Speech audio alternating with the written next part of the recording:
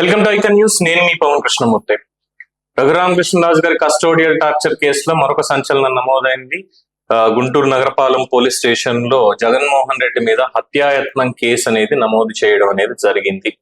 So దీనికి సంబంధించి పాపం పివి సునీల్ కుమార్ గారు అప్పట్లో చాలా కీలకంగా వ్యవహరించారు. ఆయన కూడా ఒక ట్వీట్ వేశారు. ఏంటంటే, సుప్రీంకోర్టులో 3 ఏళ్ల పాటు నడిచి సాక్షాత్తు సుప్రీంకోర్టే తిరస్కరించిన కేసులో కొత్తగా ఎఫ్ఐఆర్ వేయడాన్ని ఏమనాలో తమ విజ్ఞతకే వదిలేస్తున్నాను అని చెప్పి కేసు నమోదైన వివరాలు తెలిసిన తర్వాత పాపం ఆయన ట్వీట్ వేసి తన బాధ చెప్పుకునే ప్రయత్నం చేశారు. అసలు కేసు పూర్వాపరాల్లోకి వెళ్తే అందరికీ తెలిసినటువంటి విషయమే. 2021 మే 14వ తేదీ మధ్యాహ్నం కూడా దాదాపు 11:30-12 ఆ టైంకి ఆంధ్రప్రదేశ్ నుంచి సిఐడి పోలీసుల బృందం తెలంగాణలోకి కనీసం అంబులెన్స్ కి కూడా పర్మిషన్ లేనటువంటి తరుణంలో, మరి పర్మిషన్ ఎవడిచ్చాడో తెలియదు, ఏ విధవ ఏ సన్నాసి ఇచ్చాడో తెలియదు, ఈ సిఐడి పోలీసులు వచ్చేసి వై కేటగిరీ సెక్యూరిటీలో ఉన్నటువంటి రఘురామకృష్ణరాజు గారిని అరెస్ట్ చేసేశారు. లోకల్ కోర్టులో ప్రొడ్యూస్ చేయలేదు, మెడికల్ టెస్టులు చేయించలేదు, జీపులో వేసుకుని తీసుకుని వెళ్ళిపోయారు. ఎక్కడికి వెళ్ళారు అనేది సాయంత్రం వరకు తెలియదు. సో తీసుకెళ్లారు, సిఐడి కార్యాలయానికి తీసుకెళ్లారు. అయ్యింది కేసు. అక్కడికి ఏం పెడుతున్నారయ్యా, కేసు ఏంటి అంటే ముందు అరెస్ట్ చేశారు. వెళ్ళిన తర్వాత అప్పుడు చెప్పుకుంటూ వచ్చారు, మీ మీద రాజద్రోహం కేసు అనేది నమోదు చేయడం జరిగింది, ప్రభుత్వానికి వ్యతిరేకంగా మాట్లాడుతున్నారు, ప్రభుత్వాన్ని అస్థిరపరిచేటువంటి కార్యక్రమాలను మీరు చేస్తున్నారు కాబట్టి మీ మీద రాజద్రోహం కేసు పెట్టేశామని చెప్పి సొల్లుగబుడ్లు చెప్పారు. సరే అయిపోయింది. అనేక సెక్షన్ల కింద ఆయన మీద కేసులు పెట్టారు, అంతా అయిపోయింది. సాయంత్రం తర్వాత జరిగినటువంటి పరిణామాలకు కొన్ని కోర్టులో ఏమైనా తీసుకెళ్లి ఆయన ప్రొడ్యూస్ చేశారా అంటే కోర్టులో ప్రొడ్యూస్ చేయలేదు. కస్టోడియల్ టార్చర్ కి గురి చేశారు. హత్యాయత్నం జరిగింది ఆయన మీద. అదే కంప్లైంట్ ఆయన ఇవ్వడం అనేది జరిగింది.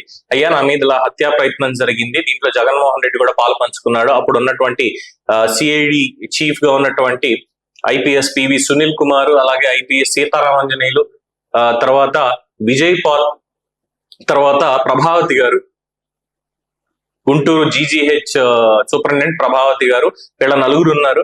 సో హాస్పిటల్ తీసుకెళ్తే ఆవిడ ట్యాంపర్ చేసింది. మొత్తం మెడికల్ రిపోర్ట్స్ అన్ని కూడా పోలీసులు బెదిరించారు. ఇంకోటి మొత్తానికి చెప్పి ఆయనకి ఎటువంటి రోగాలు ఏం లేవు అని చెప్పి ఇది చేశారు, వైద్య పరీక్షలకు ఆదేశిస్తే దాని తర్వాత సుప్రీంకోర్టుకి వెళ్ళి సికింద్రాబాద్ కంటోన్మెంట్ ఆర్మీ హాస్పిటల్లో టెస్ట్ చేయించినప్పుడు ఫ్రాక్చర్ అయ్యింది, దెబ్బలు తగిలి ఉన్నాయి అని చెప్పి వాళ్ళ రిపోర్ట్ సీల్డ్ కవర్ లో సుప్రీంకోర్టుకి ఇవ్వడం, తర్వాత బెయిల్ మంజూరు చేయడం అయ్యింది.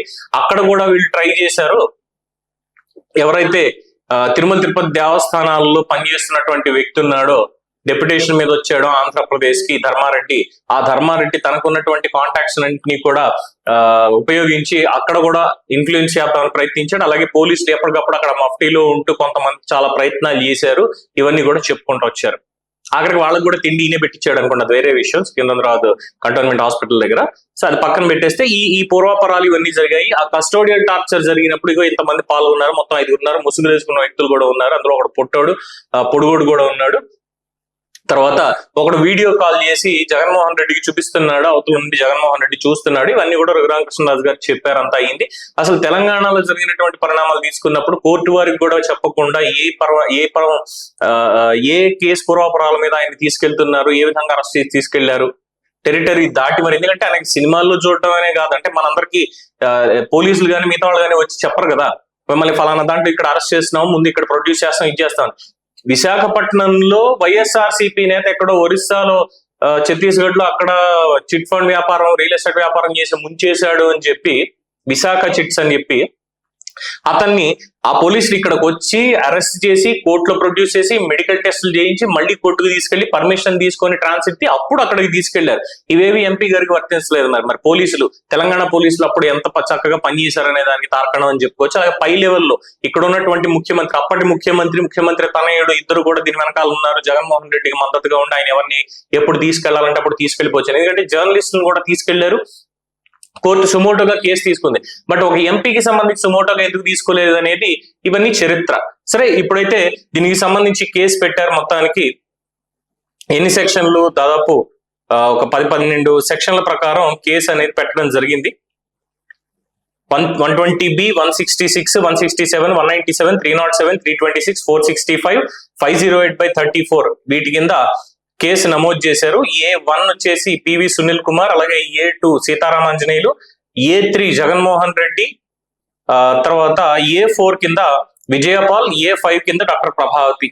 వీళ్ళందరినీ ఇందులో యాడ్ చేయడం అనేది జరిగింది. సో మరి దీంట్లో జగన్మోహన్ రెడ్డి అరెస్ట్ అవుతాడా, రఘురామకృష్ణరాజు గారికి న్యాయం జరుగుతుందా ఏంటి అనేది కాలం నిర్ణయించాలి. సో దీని మీద మీ అభిప్రాయం ఏంటనుకుంటున్నారు అనేది కామెంట్స్ రూపంలో తెలియజేయండి. చూస్తూనే ఉండండి ఐకాన్ న్యూస్. నేను మీ పవన్ కృష్ణమూర్తి.